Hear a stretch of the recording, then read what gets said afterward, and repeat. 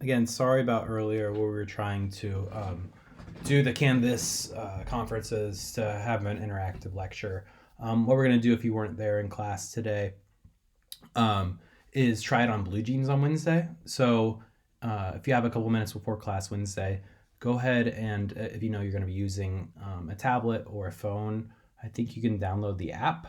Otherwise, if you're using your computer, I'll just send a link on Canvas and you guys will just click on the link and join as a guest. And you should be able to use your microphone and your camera to join into the lecture. And I will be able to share my screen unless it has too many people in it, like maybe it had today, which caused us to have some connectivity issues. But in the event that that doesn't work, we'll just continue to have me record my screen and just talk for however long it takes to get through that day's information, no longer than 75 minutes than class time. But ideally, I'd like to have us all meet so you guys can ask questions and participate in discussion and stuff. And let me know if you don't understand something, or if I ask a question that you can jump in. So, we were talking about health images in the media in this chapter. We started off with some theories about media and how they pertain to health communication, and specifically how they affect viewers, and kind of maybe either the perceptions of the world related to health, or how we learn, or how we model our behaviors after people we see in the media. We then talked about advertising, specifically direct-to-consumer ads with prescription drugs. We talked about regular advertisements, junk food, alcohol, tobacco, that kind of thing. And then we started talking about news coverage. And so we talked a little bit about how, and it was an interesting discussion to have because we were kind of at the cusp of this COVID-19 stuff. And there's obviously so much to unpack there. And we realized that, maybe there were some people who were taking a kind of a panic mentality and feeling like every single person here was going to potentially die from this. And so there was a run on toilet paper for some reason. I don't know why that is a thing we choose to hoard. And then there are other people who blew this off as it being kind of an overblown situation. And there's still some people who feel that way and aren't really buying into the social distancing thing. And so it was interesting. I think we kind of agreed that the more you watch the news, the more you would probably be more likely to feel like this is a more deadly situation than it is. And there's some people it certainly is. But basically, with other illnesses, things that had less of an impact in the United States, like Ebola or SARS or H1N1 or avian flu, I think the consensus there was that, why are we focusing so much on something that isn't going to affect that many people when we have things like tobacco and obesity and heart disease and the regular flu that are a threat to people every year, to a considerably higher number of people.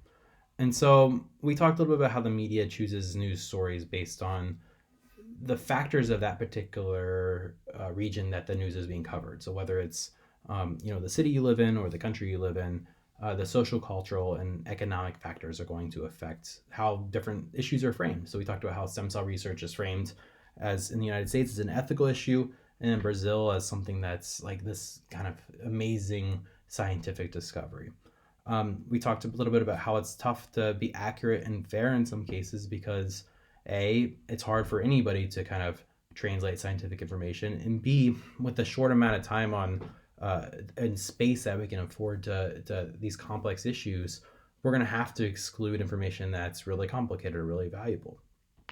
And again, we tend to underreport things that have a larger effect on our day-to-day lives for things like the latest pandemic that come through, or the latest as we'll talk about here in a second, Adderall kind of stealing attention away from binge drinking and other drug use on campus that are actually bigger problems, but Adderall is kind of a newer, sexier topic, right? So sometimes that leads to sensationalism and over-reporting in some cases. One thing we didn't talk about on Wednesday is that sometimes there's good outcomes when the news does cover certain health issues. And so obviously it's a good resource for increasing people's awareness about health issues. So for example, one of my colleagues from the University of Kentucky, who later moved on to North Carolina, wrote a piece a couple years ago about when Charlie Sheen came out as being HIV positive, and news outlets were covering that.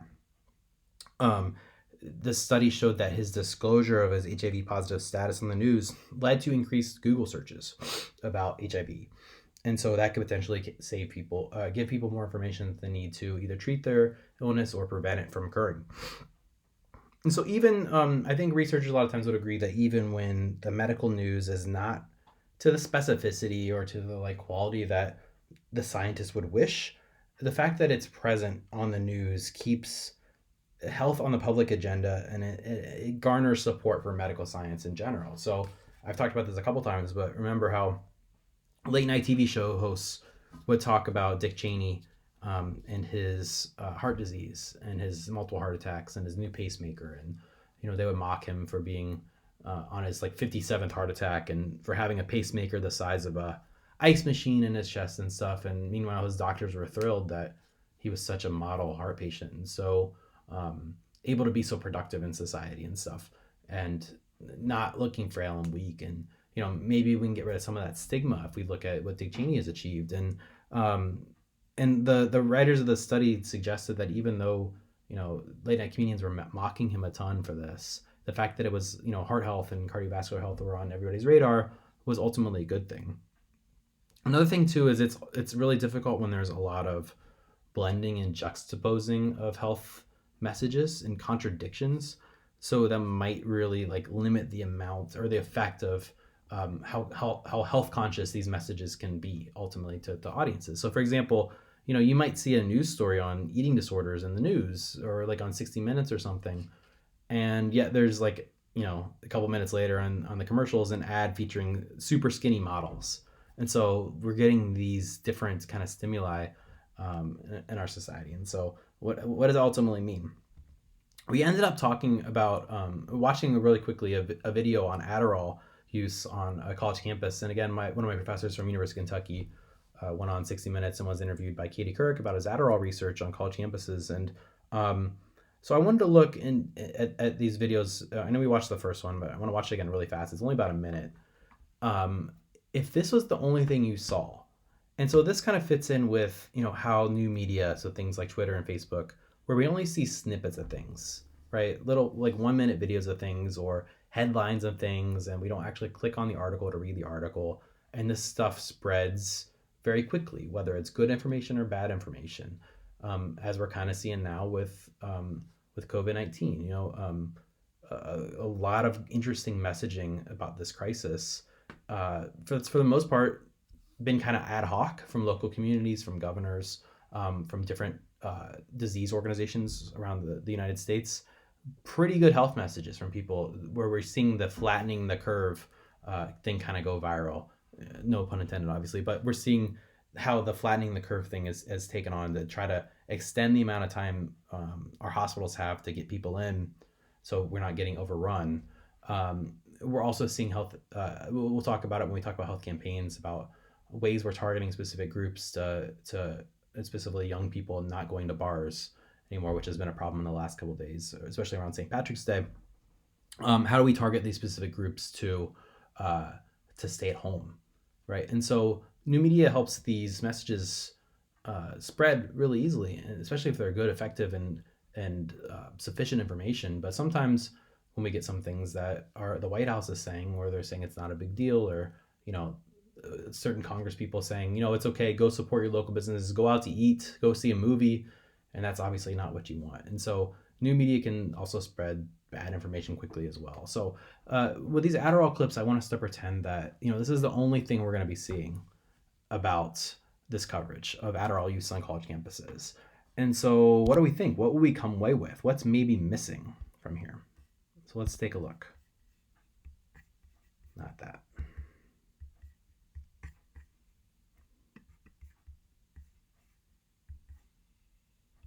I think one of the most fascinating aspects to come out of this research was how stigma-free Adderall or ADHD stimulant use is. The students don't view it as something bad or something harmful or something negative. They actually view it as something similar to a stiff cup of coffee. And in fact, our research showed that many of our students view Adderall to be far safer than cigarettes and beer, for example. That's pretty shocking. Safer than beer. Safer than beer. One thing that's really interesting, when I question the students about this, I said, are you worried about the long-term impact of this use? Most students fall back on kind of the same logical argument. They say, hey, listen, I grew up in a grade school where, there were hundreds of kids running around on ADHD medication. They started when they were 8 or 9, and, now they're 15, 16, 19, or 20, and they're fine. If long-term impact of ADHD stimulants hasn't affected Bobby or John, why should they affect me in my occasional use?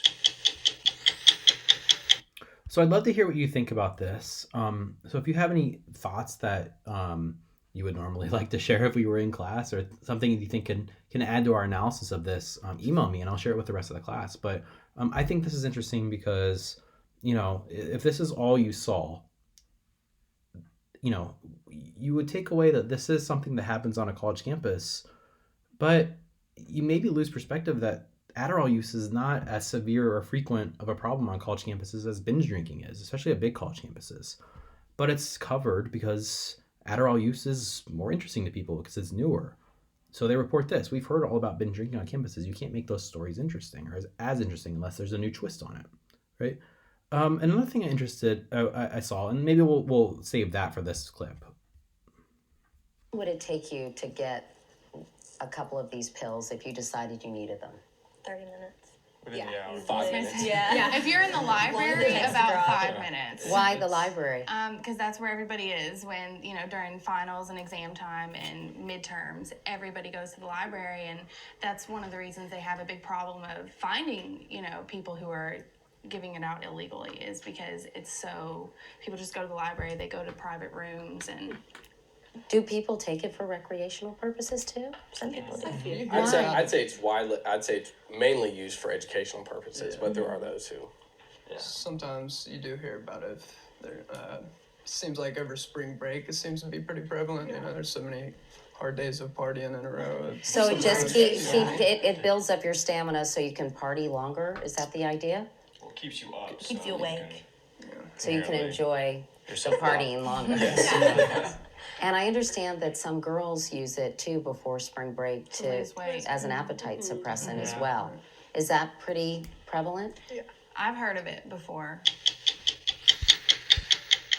So one thing that stands out to me here too is that, for the first clip we only got Alan DeSantis, the professor, his perspective, and so it's not really a representative sample of the perspectives. In this case, we bring in 8 students. All pretty demographically similar, I would say, but that's Kentucky. But in both of these clips, so about 2 minutes total, we're not getting any of the negative side of Adderall buying and selling, other than the fact that it's illegal. But is it a health issue? Is it dangerous to take Adderall? We're not getting that at all in this footage. And so is a full treatment of the issue even possible in this short segment? And so 60 minutes is good because it's an hour, or I think, so it's an hour program, usually have about a half hour or 40 minutes on one subject in some cases. But when we reduce it down to social media, we only get little snippets.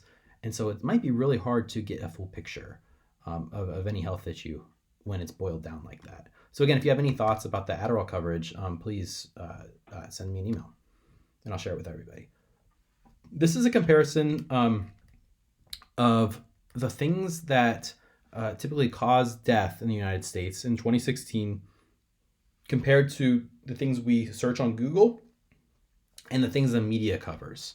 So the New York Times, obviously probably the biggest newspaper in the United States. The Guardian, I believe, is a big newspaper in the UK. Heart disease, obviously the number one killer in America, followed closely by cancer. But look at the Google searches. Heart disease 2%, cancer 37%. And then compare that to what the news covers. So even less, compared to the cause of death, cancer is covered way less. And heart disease is covered about as much as we search it on Google, but it's covered a lot less than how many people it kills, or the percentage of people it kills. But look how much more we talk about homicide and terrorism in media coverage compared to the amount of people that it kills in the U.S. or the number of Google searches we have. Suicide is pretty much consistent in terms of how it's covered in the media and how much it's searched on Google, but those are still a lot higher than the number of people who die every year from suicide. So I think that's interesting. There are clear differences in terms of what's being covered and how much we searched on Google. And again, is that a chicken and egg issue? Is what people are inherently interested in driven by the news, or is what people are inherently interested, does that drive what's covered in the news? But what we know is that it rarely represents what's actually occurring in real life. But we tend to think these issues are bigger deals than they actually are in some cases. This is also something, a favorite genre of news reporting that I like. I went through like a year where I just, for whatever reason, People magazine had stories that were popping up on my my news app or whatever on my iPhone. And so I screenshotted things in a genre of news that I like to call like D-list celebrities experiencing bizarre and extreme health situations. And so what is the purpose of these other than to just kind of like, I don't know,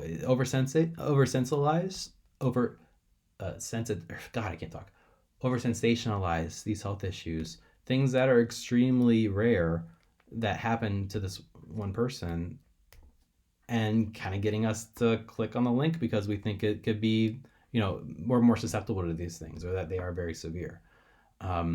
So yeah, I don't know, a really interesting kind of thing I haven't really been able to wrap my mind around, but it's just this kind of genre of news that I was interested in.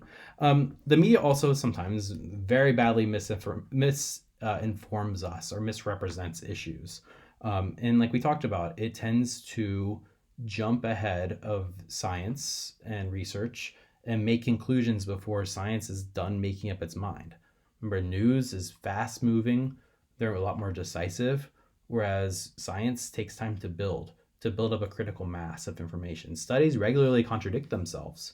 We don't really make judgments about things until enough studies have been conducted. But usually after one study's been done, the news jumps all over it and covers it like it's fact. So one thing that occurred, we're still seeing issues with today, is media misinformation about vaccines, specifically the MMR vaccination, measles, mumps, and rubella, and its alleged links to autism. And so the origins of this debate occurred in the late 90s in The Lancet, which is like kind of like the New England Journal of Medicine is in the United States, like one of the leading medical journals in Britain. And what happened was there was a big study that occurred that was published there where you had maybe 16 scientists working on this study that showed a link between measles, mumps, and rubella and autism in children who got the vaccine. Later came out that there were major conflicts of interest among pretty much all of the authors on this study. It was found out that they were paid by people who needed evidence against the existing vaccine manufacturers, because these people then applied for or had already applied for patents for a rival MMR vaccine. So it was showed that they wanted to kind of reduce the credibility of these existing measles, mumps, and rubella ones so they could clear out the market for their own. So this study manipulated data that led to false conclusions about autism. I believe about 2/3 of the authors eventually retracted their findings, basically said that we do not stand by these anymore. We apologize for our lack of ethics in any way, shape, or form. But it was too late because the media had already picked this up. It was the biggest science story of 2002. 4 years after the study came out, it was still being discussed, probably reached its peak. There were over 1,200 articles written, mostly by people who were commentators and not experts. People who, did not have science degrees or had been trained in research or pathology or immunopathology, making claims about the safety of these vaccines. And the damage was already done at this point. Again, it had already gotten out. And so between 95 and 2004, really, it was probably the damage was done after 1998, obviously, right? So 98 to 2004, measles, mumps, and rubella vaccines decreased significantly in the US and the UK. And even in recent years, we've seen big outbreaks in measles. I think when my daughter was born, there was a measles outbreak in the area. And babies can't get the MMR vaccine until they're a year old. And so that was pretty scary, people not vaccinating in that case. And so we also have, people like Michelle Bachmann, who was a politician. She was running for president several times in the past. She was one of the leading voices about anti-MMR vaccines, and semi-celebrities like Jenny McCarthy and Jim Carrey talking about those as well, when really there's not any evidence that shows a direct connection between vaccines and autism. Okay, so let's move on to entertainment, which I love talking about how entertainment portrays health and its potential effects on audiences. And so this might be something you'd find interesting for your media analysis paper, something that I want you to look at. So remember, the goal of this paper is to look critically at a piece of media that you can break down and talk about how it portrays a particular health issue using concepts from class. So entertainment, anything from TV shows to movies, to podcasts, to video games. Specifically, we're going to talk about TV and movies here, probably. So the first thing, if you ever watch any TV shows, specifically detective shows and cop shows, you will see that mentally ill people are typically portrayed as violent and dangerous. Movies too, right? So things like Split, where we typically see people with mental illnesses are violent, when really only about 11% of people with mental illnesses in the real world are actually violent, which is pretty much equal to the proportion of violent people in the overall population, which means that they're less likely than other people to commit crimes. But yet, every time they're on TV, especially crime shows and police procedurals, the person is schizophrenic or they're bipolar, and as a result, they're susceptible to violence. There are things like Monk. That was a pretty positive portrayal of mental illness. I believe he was OCD. We also have shows like Atypical. I think that's more cerebral palsy, so that wouldn't count on Netflix. But more and more, we've seen some kind of more positive portrayals where we see people living full lives, still kind of dealing with whatever mental illness they're dealing with, as long as they're not reduced down to a violent person, right? And so as a result, when people are stigmatized, mentally ill people are stigmatized, these are people who might benefit from mental health services, but they might consider it unacceptable to go seek these things out because they think they'll be stigmatized in healthcare situations the same way they are on TV. Right? Secondly, people who have disabilities are often people who are victims, often to be pitied. And we don't see very much intellectual disability on TV. Again, that's increasing with things like Netflix. That's where Atypical would fit in, something like cerebral palsy, something like Breaking Bad, where the son had cerebral palsy. But typically we don't see people with disabilities as heroic, as being able to save the day, as being able to live full lives. They typically have to be protected by other people, or they're often harmed by others. In terms of sexual portrayals, shows that depict or imply sexual intercourse, the proportion of shows that depict this has actually doubled since '98. TV has gotten much more sexual, and only about 0.5% of these sexual portrayals across media contain visual or verbal references to safer sex methods like using condoms, or even gaining consent for, is it okay to have sex in this case with this person, or is this person too impaired by drinking or whatever, right? And so often when it is talked about, when condom use or birth control is discussed, sexual protection is typically the responsibility of girls on the shows, not the guys. Usually the girls are the ones, or the women are the ones who ask the male, do they have a condom, or they usually are the ones who are shown to be taking responsibility for this case. Condoms are typically humorous or humiliating to discuss as well on TV shows. And sometimes we see shows with a lot of drinking or drug use or sex or violence, like Jersey Shore in the upper right corner, where we don't see much consequences of these actions. I'm pretty sure the Jersey Shore people are celebrated ironically, but I think there's a lot of people who still emulate the behavior in terms of the partying, right? How I Met Your Mother. I don't know if anybody watched that show that ended a couple years ago, but that took place in a bar, and all they do is sit around and drink all day, and and none of them ever got like overweight, or none of them ever had problems with alcohol or whatever. It was just kind of the setting for the show. I also thought it was interesting in that show where they had a whole episode to the time they all decided to quit smoking or try to quit smoking, but none of them ever had a cigarette in any other episode in the show except for that episode. And so I thought that was interesting. I wonder if that was an example of entertainment education, like we'll talk about here in a second. But also, we also see a lot of mistaken perceptions of medical work, of the people who work in medicine, what they're really like, what it's like to work in medicine, what the communication of people who are, working in a hospital or a doctor's office, what that's like. But because most of, other than a lot of you guys who work at doctor's offices or have experience firsthand with this stuff, what most people in the United States or around the world know about the inner workings of a hospital or a doctor's office is learned from TV, because usually these areas are off limits to the public unless you were a patient for a long time, right? And so what's interesting is that over time, health professionals have gotten way less saintly than they were in the past.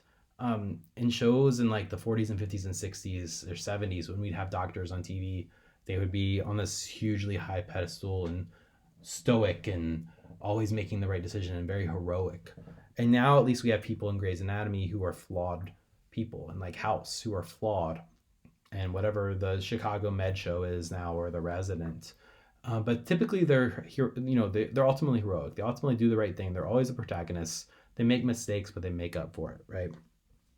And so I think the people who watch a lot of these shows see a link between maybe miraculous recoveries, more miraculous recoveries that actually occur in real life. So as a result, one of my grad student friends at Kentucky wrote a paper when we were in school that looked at the extent to which people watch medical shows and the extent to which they believe not in like religious miracles occurring as a result of healthcare, but experiencing miraculous recoveries. When everything looks like the chips are down for this patient, they somehow pull through, because that's what occurs a lot of times on these hospital shows. And so these improbable recoveries occur so much more regularly on TV shows dealing with medicine than they do in real life. And what's interesting is sometimes death is not portrayed as even a final outcome. In video games, when you die, you get to live however many more lives and try over again.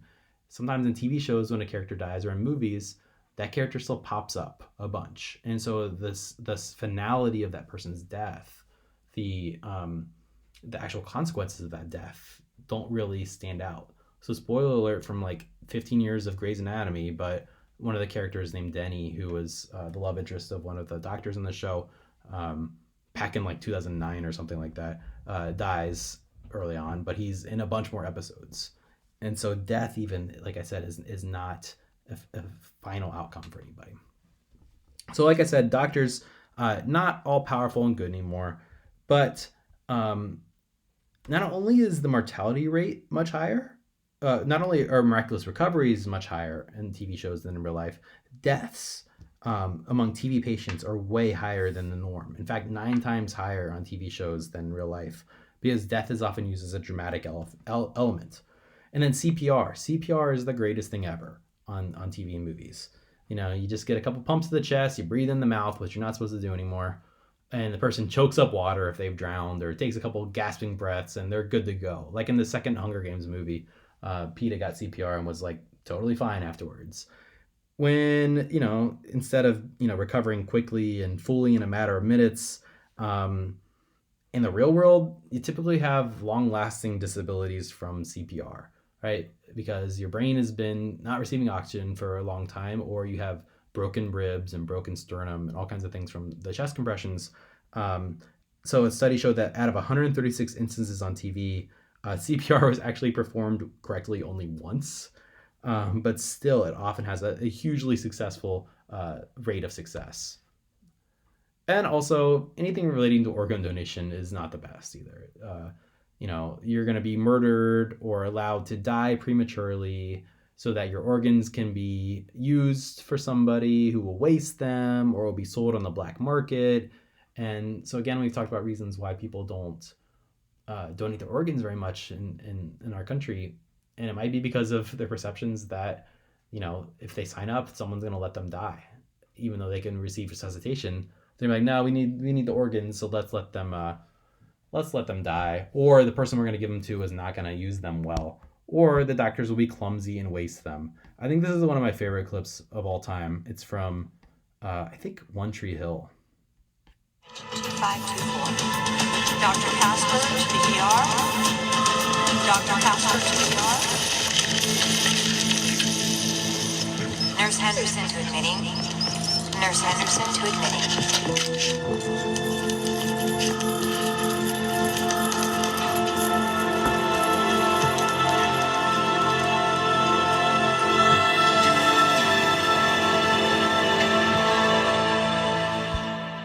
One of the greater things I've ever seen. So definitely sensationalized issues from mentally ill people all the way to organ donation. So let's talk about entertainment education next. And so this is I want you to consider before we jump into this, maybe how often, if at all, you've ever watched a TV show or a movie and you've seen something happen that made you rethink something in your own life. Like, oh man, I do that all the time, and this happened to this character. Maybe I shouldn't do that. Or, maybe you had a character in a TV show who was texting while driving and got into a car accident and died. Or something else that we do all the time. Oh, for example, there was a movie called Garden State when I was in high school, and a very susceptible 16-year-old kid. And one of the characters' moms tripped over the dishwasher. When the dishwasher cover is down toward the ground, she fell backward and tripped backward over the dishwasher cover and was paralyzed. And so I think about that every time the dishwasher lid is down, right? So maybe you saw a character do something stupid or something you do all the time, and it made you think about whether or not you should keep doing it too. And so this experience of watching other people, in this situation, characters, and learning about what to do and what not to do is exactly what entertainment education is all about.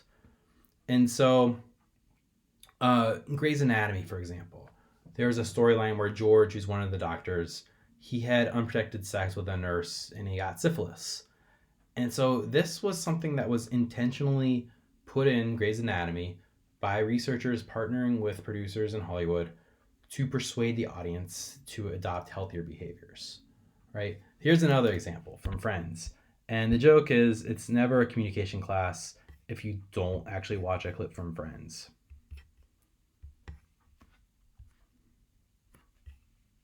Hi. I think there's something that we really need to talk about. I think we do. Why don't we go inside?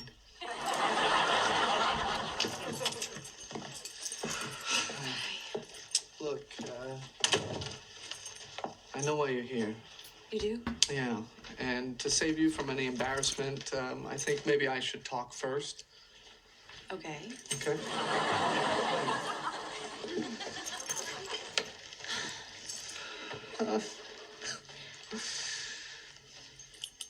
Ross and Rachel. Rachel and Ross. That's been one heck of a seesaw, hasn't it? What? I mean, that one night we had was fun and certainly passionate, but don't you think it's better if we just stay friends? Seriously, what? Okay. You know what? If you want to, we can do it one more time. I mean, I'd be okay with that. In fact, I have some time right now. Okay. Can I talk now? Oh, sure. Okay.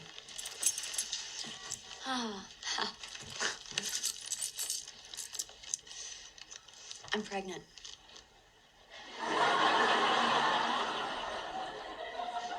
Ross.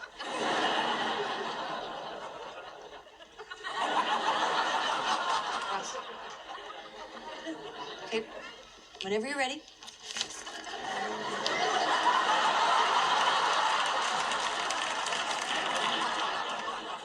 And you're the father, by the way, but you got it.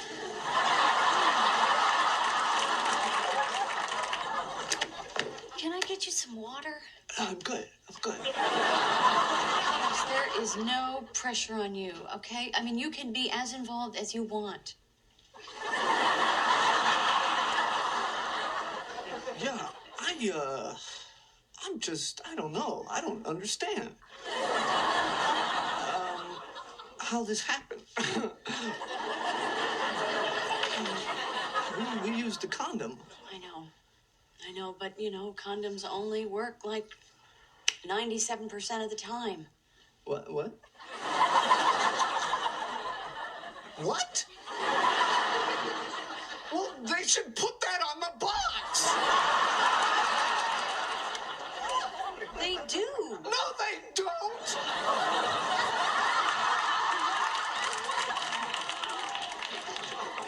Well, they should put it in huge block letters.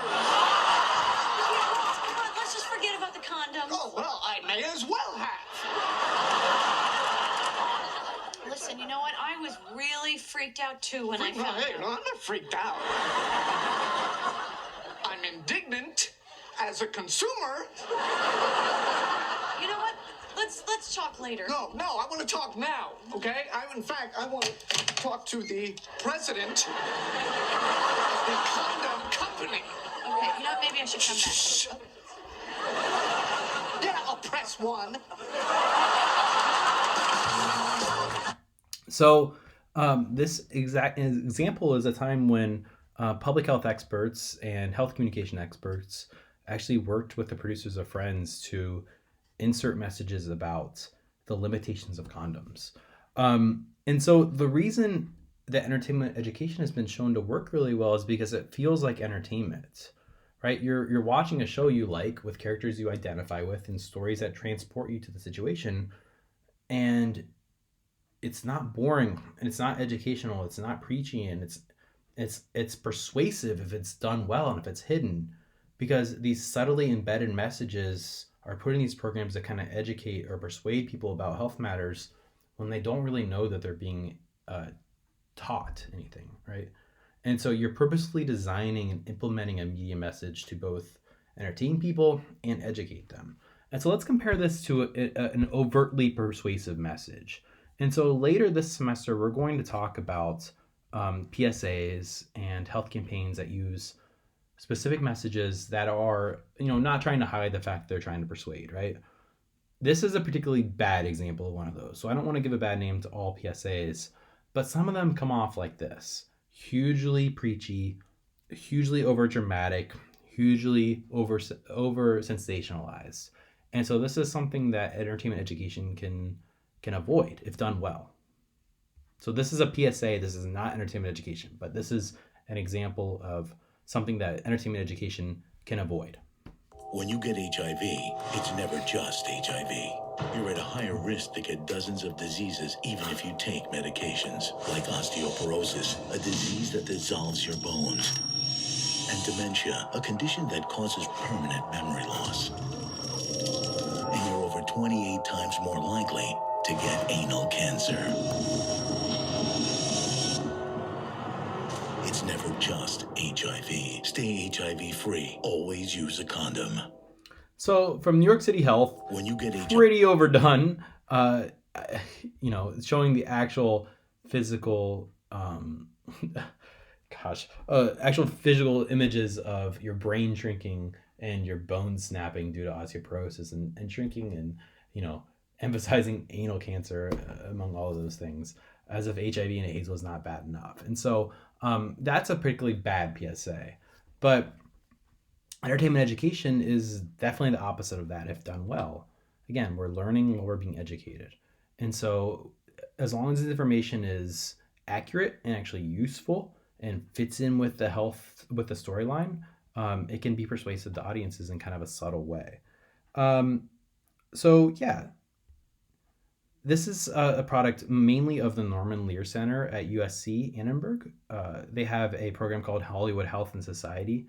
And so again, it is the source for entertainment education.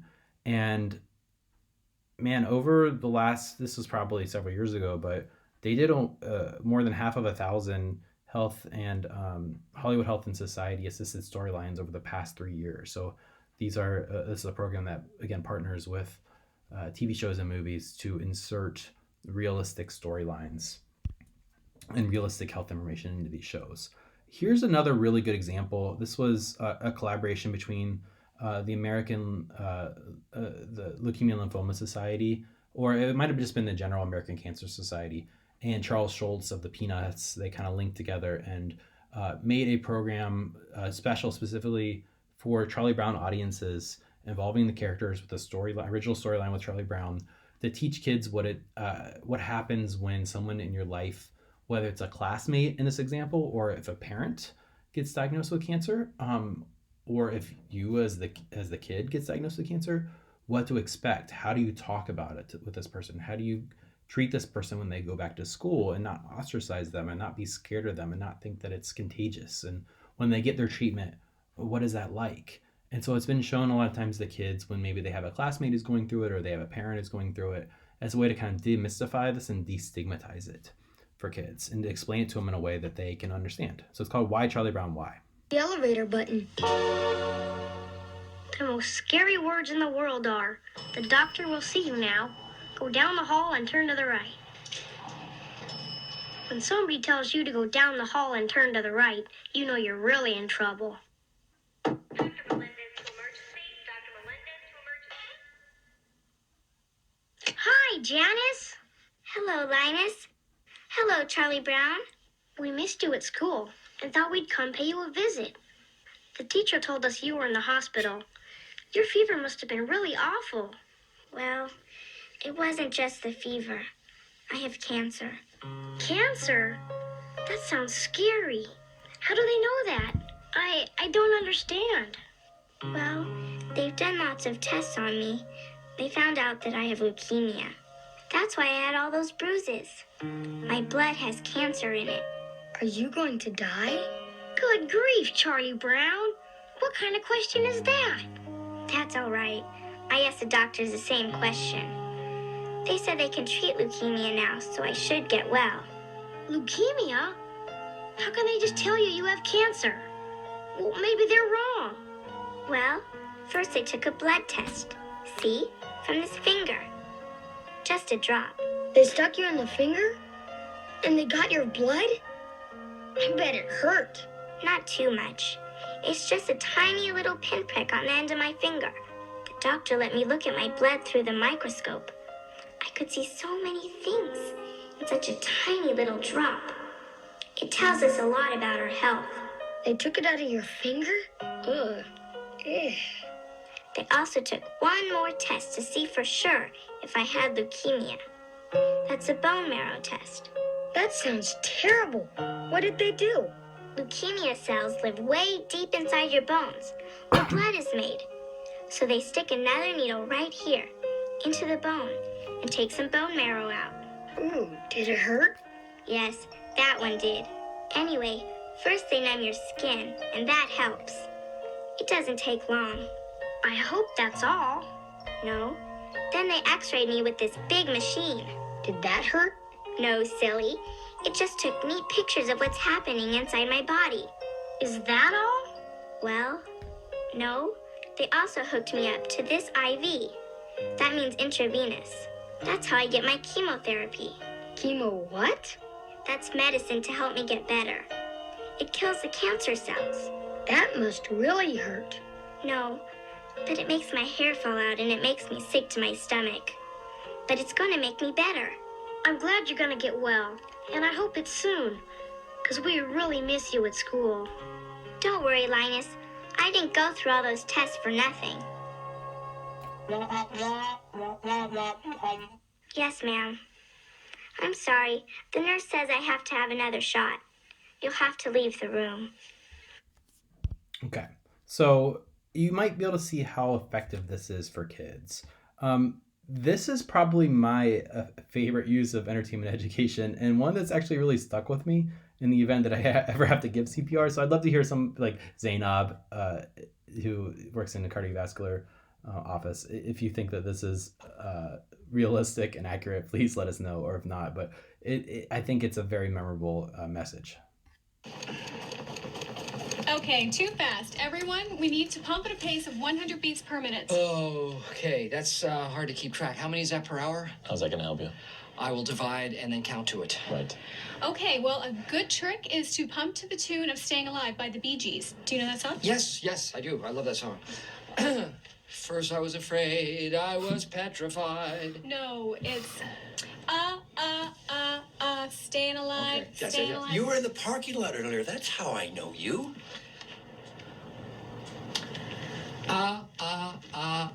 Staying alive, staying alive. Staying alive, staying alive. You can't tell by the way I use my walk. I'm a woman's man, no time to talk. Words it loud, women war, been kicked around since I was born. Well, it's alright, it's okay. You can look the other way. Let it go, let it go. Staying alive, staying alive. Yeah. Oh. So definitely one of my favorite examples of a time when Hollywood paired up with experts to integrate effective health messages into their movies. We're not going to watch the whole thing of this, but this was something I saw in videos that I showed my daughter and from Sesame Street, and one that my sister watched a lot too. And I remember when she was a baby. But a lot of times we reach out to kids and we teach them health messages really early on through entertainment education. Sesame Street is definitely the best example of entertainment education.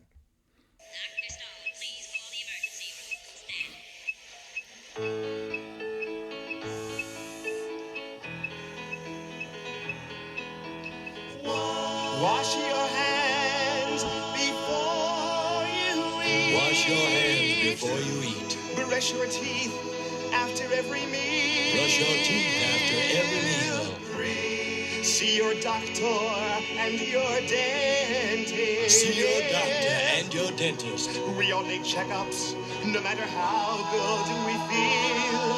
Oh, how lovely life will be if we keep the 10 commandments of health. Commandments of health. Cover your nose whenever sneezing. Cover your nose whenever sneezing. Cover your mouth when you're coughing too. Cover your mouth. So it goes on, but we could see the importance of that even now, obviously. So again, Sesame Street, probably the best example of entertainment education. So in order for entertainment education to work, especially compared to public service announcements and campaigns, which we'll talk about in the last chapter we'll go over in this class, but a couple things that set it apart from these other forms of persuasive health messages involves a couple different concepts we're going to talk about. This is something you're going to probably need to know for a short answer for the coming exam. Okay, so the first thing, obviously, it has to be accurate. The health information has to be correct. Right? You can't share things on here that are not actually occurring in the real world. Or if you do this behavior, that it's going to lead to this outcome, right? Or if you don't do this, that it's going to lead to this outcome. It has to be accurate. Along the same lines, it has to fit into the story in a way that is authentic and realistic. It has to make sense with not only the real rules that the story set up, but also the rules of everyday life. It can't be overly sensationalized, okay? If not, we tend to automatically reject it on those grounds. If it's something that's inaccurate or something that's super unrealistic or overly sensationalized, we're going to reject it. What's called the boomerang effect occurs when we're trying to get people to move more in the direction of a healthier behavior, and they actually rebel so hard against that message that they go back and reinforce the message that you're trying to get them to avoid. So, for example, in college, we had a little bit of experience with drinking. I think we were freshmen in college, and all around our dorms, one random winter weekend, I think it was on a Friday, and there was nothing else to do but basically stay in the dorm and drink. And we saw these cards that were kind of scattered throughout the common areas of the dorms that showed, if you have one drink, this is what your body does. If you have two drinks, this is what your body does. All the way up to like 8, 9, 10. I think 8, at number 8, it said your body was beginning to become impervious to pain. So guess what we did?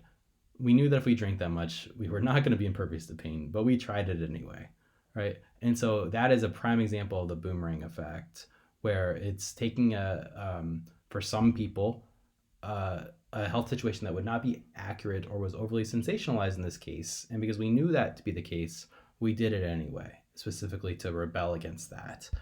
This is an example of a PSA, again, not entertainment education, but a PSA, a fake PSA shown in the movie Harold and Kumar Go to White Castle, that shows a very overly dramatic, inaccurate, and overly sensationalized PSA about marijuana. Turn it. It's a good one, though. Homo. Come on, dude. Just take one hit. Don't you want to be cool?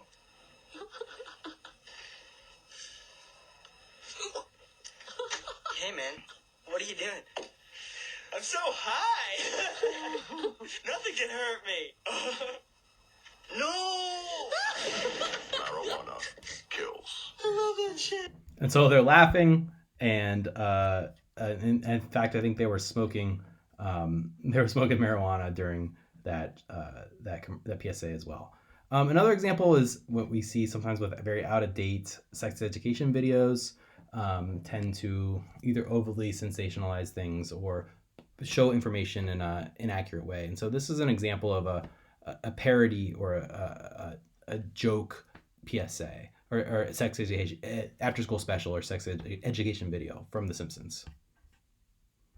Not an example of entertainment education, but an example of a time when maybe this information would be overly dramatic.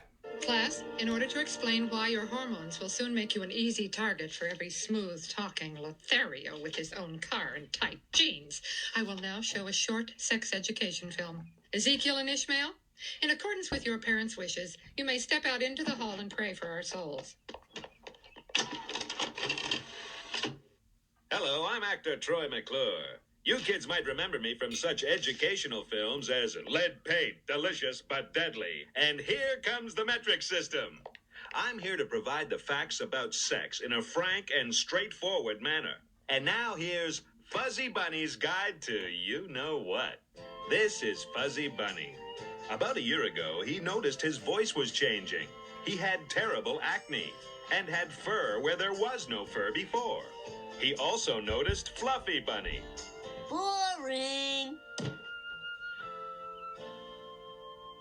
Fluffy and Fuzzy went to the park, the ice cream social, the boat show, and various other wholesome activities. And they never ruined their fun by giving in to their throbbing biological urges.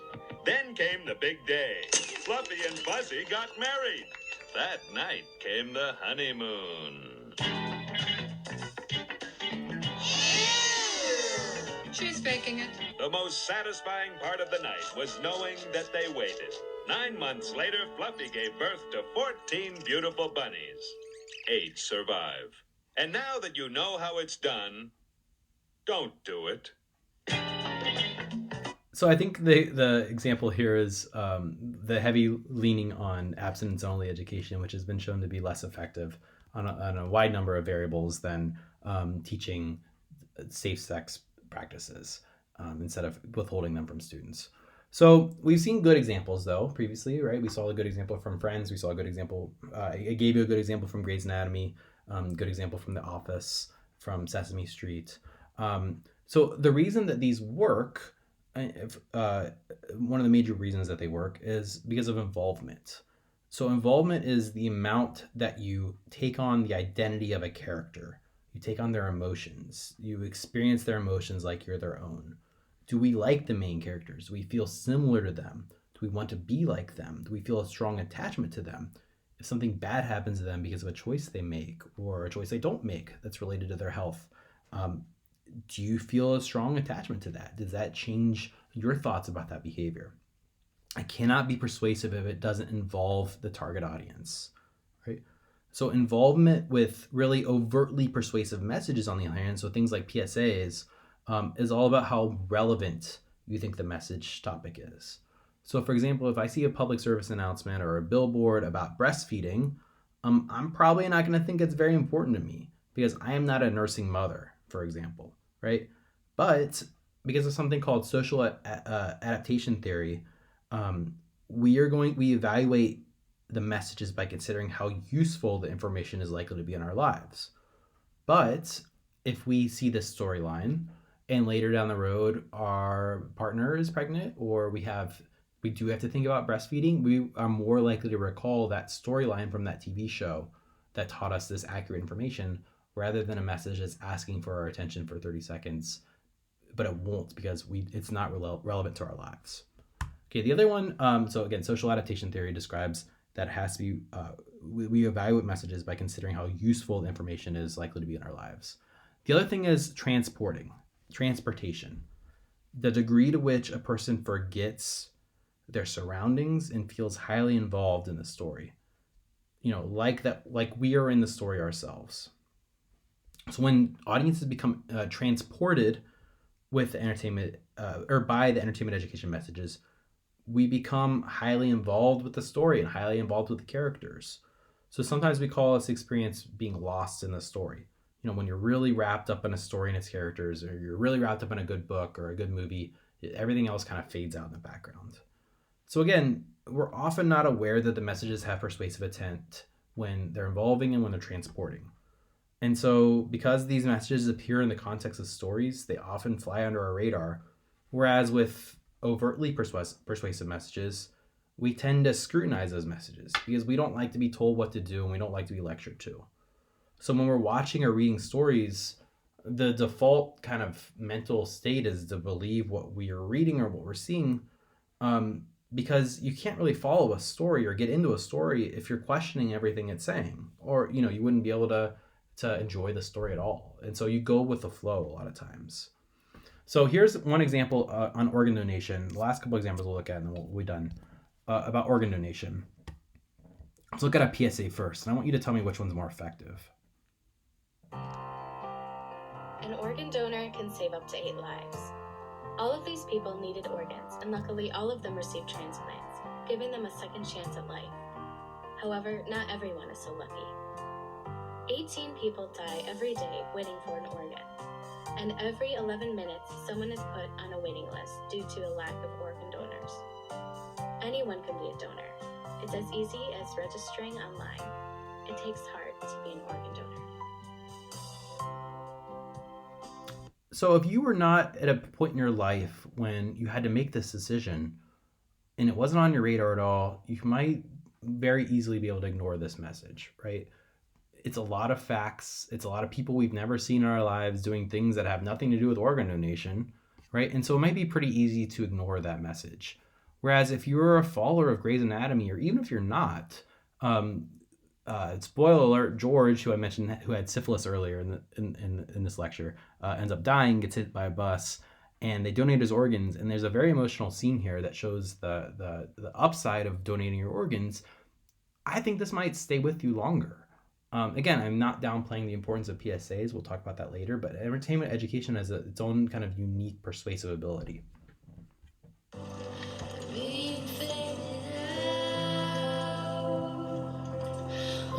I'm heading back to surgery.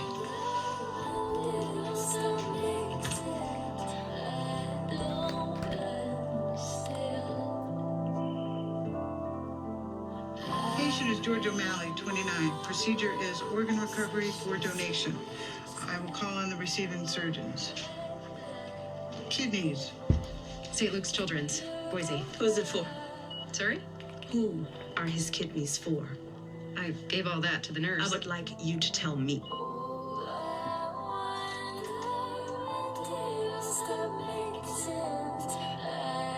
Molly Kemper, 8 years old. Hypoplastic kidneys.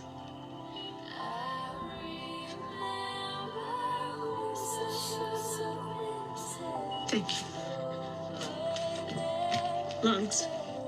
Lungs and heart are going to Portland Medical Center. Terry Class, age 22, cystic fibrosis. Liver. Okay.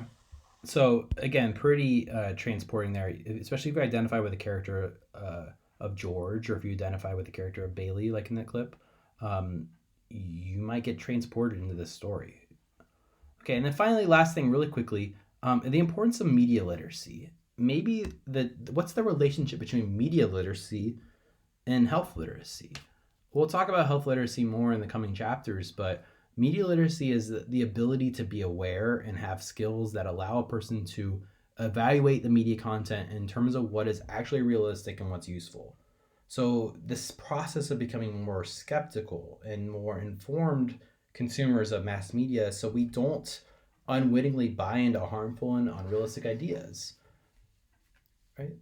So it's kind of this awareness and skills that allow people to evaluate the media content, again, in terms of what's realistic and what's useful. And so, for example, going back to the accuracy we talked about in the last scene, the reason why this entertainment education attempt, which I don't think it was actually entertainment education, because I don't think Glee paired with health researchers for this, but on the show Glee, I believe is in the first season, a character named Finn thinks he got his girlfriend pregnant, who cheated on him, but she convinces him that he got her pregnant because he had premature ejaculation when they were in a hot tub together, and the sperm still got in there, which is not possible. But what happened after that episode is, if you look at Google Analytics from that time period and you look up, can you get pregnant from being in a hot tub?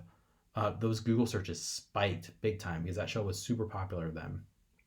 And just also being aware that advertisers highlight and exaggerate really attractive aspects of products and downplay the disadvantages. So, knowing that certain portrayals are really unrealistic or really unfair. And so the link there is to a TED Talk. If you want more information about media literacy, there might be a question on the exam that has you compare media literacy to health literacy and maybe how those two concepts go hand in hand. So I want to leave you with a question, something you can think about. Does the entertainment industry have a responsibility to promote healthy behaviors? We've already seen movies move away from showing smoking and alcohol use in certain movies. And I believe if regular movies that don't have a lot of violence or cussing or sex in them, if you have characters who smoke heavily, the MPAA is more likely to rate it R, just for the amount of smoking in it. And so do you think the media should be harnessed to a social agenda to make society a healthier place? Do you think that could potentially compromise their creativity? Do you think people would be more likely to use condoms if they see their favorite characters talking about them in TV shows or movies? Maybe so, but do you think people in TV and movies have to have their characters do those things? Or if they don't, do you think they have to show the consequences of that? What do you think? So think about that before the next class. And how health literate do you think you and your friends are? So remember that third person effect. We think our friends are going to be much more susceptible to these media messages than we are. Okay, so that's all I've got for today. Wednesday, again, we're going to try a Blue Jeans call. So look out for a link. I should send it here this afternoon. It's Monday the 16th. The study guide will be posted for exam 2 shortly, probably today. Our exam is scheduled for Monday, March 30th. That's a Wednesday, March 30th. Sorry about that. Nope, Monday, March 30th. I'm bad at dates. And then also we're going to have our quiz on diversity and culture. So that's the next 2 chapters on our schedule coming up 1 week from today on the 23rd. Okay, so hang in there again. Thanks for your patience today. Sorry about the failed call earlier, but hopefully we can get Blue Jeans to work on Wednesday so it's less painful to just sit and listen to me for an hour. But have a good week. Again, hang in there. Let me know if you have any other questions or concerns in the meantime.